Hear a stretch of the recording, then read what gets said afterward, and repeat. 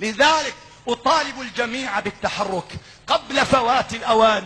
إن الشجبة والاستنكار والتنديد والتفجع والتألم والتلاوم والتصادم فيما بيننا والانتقادات والتنظير والتحليل والكتابات والخطب والمهرجانات، كل هذا ما عاد يجدي إن لم نتحرك ببرنامج عمل جميعا بلا استثناء. تحركوا قبل فوات الأوان، تحركوا حكاما يخافون على العروش قبل أن تنزع وتنسف من قبل الأعداء الذين لن يرقبوا في أحد إلا ولا ذمة. تحركوا جميعا رجال المال والأعمال قبل أن يأتيكم الأعداء إلى عقر داركم ويسلبوا خزائنكم ويجمدوا أرصدتكم، وأنتم تكتنزونها تتفرجون على جراح المسلمين، على جوعاهم، على من هم في العراء، على مرضاهم، على المرابطين والمجاهدين، دون أن تتحركوا لبذل وإنفاق ونصرة.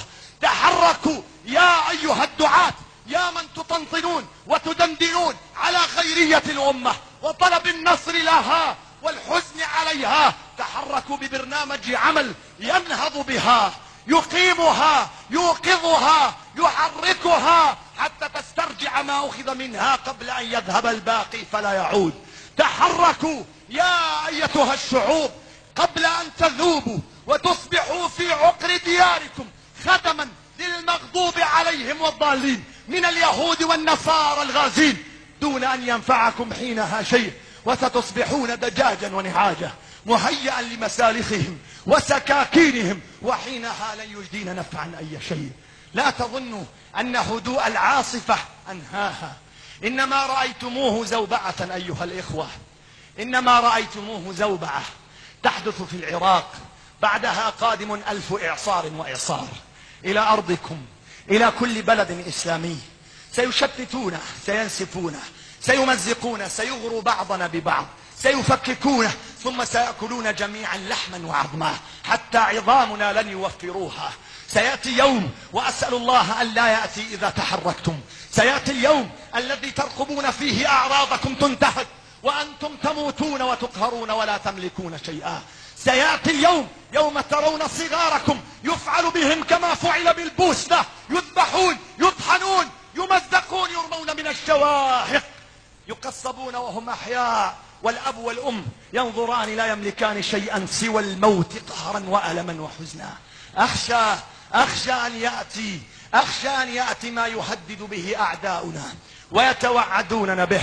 اعلمي يا أمتي بكل حكامها وعلمائها وشعوبها، اعلمي وإني أقول وأبرأ إلى الله ومستعد للموت بعدها، فلقد مللت هذه الحياة. اعلمي بأن الأعداء لن يردهم عنك مفاوضات ولا معاهدات ولا اتفاقات ولا معاقدات ولا وعود ولا غزل متبادل. إن الأعداء جاءوا لكي يجهزوا على الجميع ولكي يبيدوا الجميع. ستصدقون في القريب العاجل، ستذكرون ما أقول لكم، وأفوض أمري إلى الله. يا أيها الأحبة، ماذا يمكن أن أقول في هذا الموقف؟ ماذا يمكن أن أقول سوى أن أردد مع ذاك المقهور على أمته قوله: رباه ماذا قد يقول لسانه، والحبل والجلاد ينتظراني، لم يبق إلا ليلة أحيا بها وأحس أن ظلامها أكفاني، ويهدني ألمي فأنشد راحتي في بضع آيات من القرآن. أنفاسي الحرة وإن هي أخمدت ستظل تعمر أفقهم بدخانه. أنا إن سقطت أحمل عزتي، يجري دم الأحرار في شريانه. دمع السجين هناك في العراق وفلسطين، دمع السجين هناك في أغلاله، ودم الشهيد هنا سيلتقيان.